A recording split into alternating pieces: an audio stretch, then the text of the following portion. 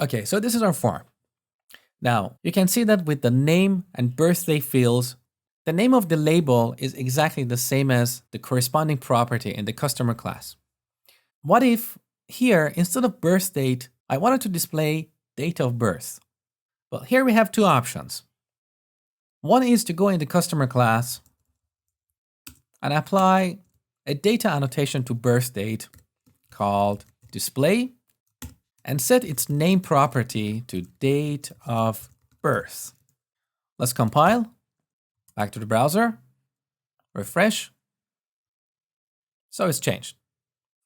But the problem with this approach is that every time we want to change a label, we have to recompile our code. An alternative approach is to go back to our view, and instead of using this label for, you can manually add a label like this. Now, before saving this, let me show you something. Back to the browser. If I click on the label, the text box below it gets focus. This is because we have an attribute on this label called for. So label for birth date. And birth date you see here is the ID of our input field. Now back to the view. If I remove this label for and use my raw label element, save, back to the browser, refresh.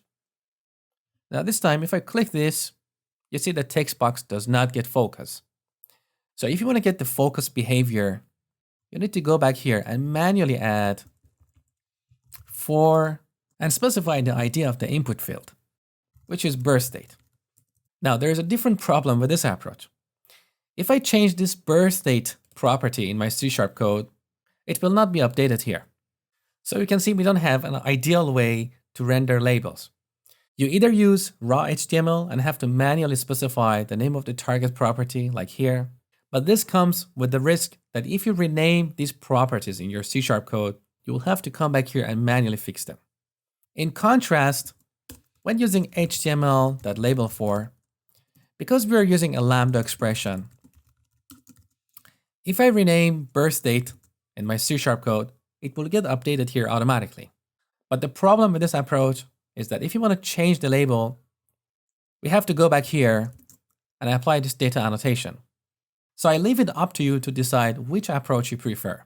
But I personally prefer to use this helper method. So let's get rid of this.